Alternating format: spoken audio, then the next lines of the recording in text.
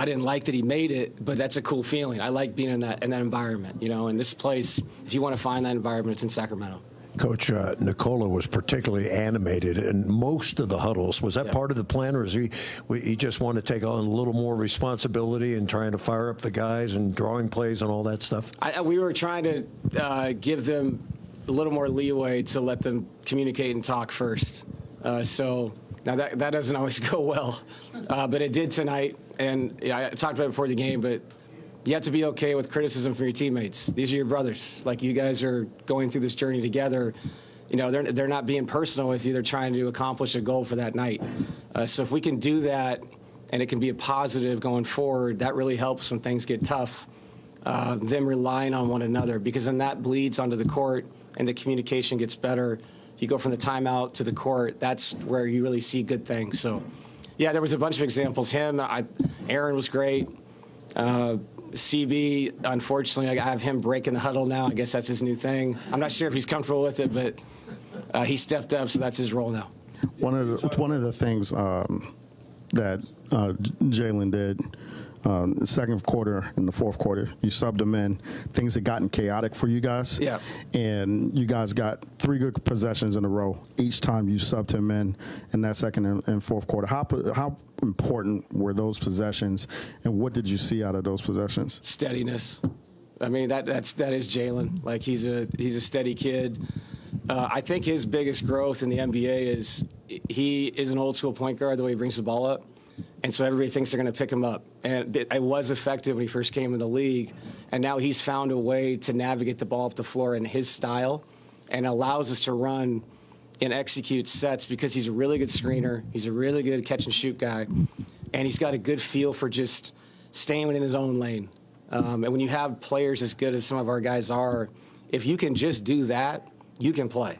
And you're right. There was a theme there. He did a really good job of taking care of the ball, getting us into our stuff, and like I said, being steady. David, you mentioned the word vibe. How would you describe the vibe tonight? You mentioned it pregame. Yeah, I like I said, I think it was a reaction to obviously what went on the last 30 hours, and like I said, I think competitive people don't want to lose 5 games in a row. So you can look at it this way or that way, or they made a change and this happened. I don't really buy that. I think this is professional sports.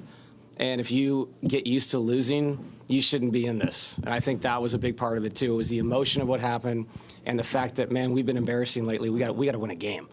So it was cool to win in this environment, as you brought up.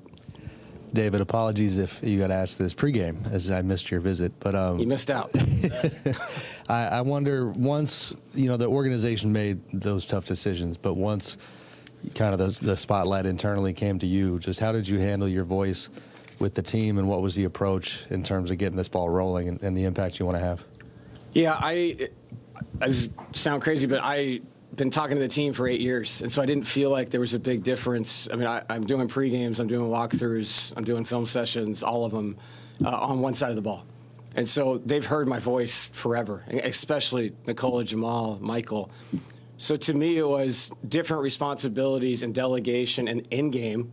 But behind closed doors, I didn't really feel any difference. Outside of the stress of what had gone on, I don't think they heard me any different than they've heard me before. And so it felt pretty natural in that sense to step into it. This was completely different, obviously, running through the game and the delegation of what we're doing and all that. But, yeah, it felt pretty comfortable. What was the celebration like in the locker room after the win? Did the team have a special water shower for you when you walked in or anything? No, they've done that to me before in the past. I'm glad they didn't, because I really mean this.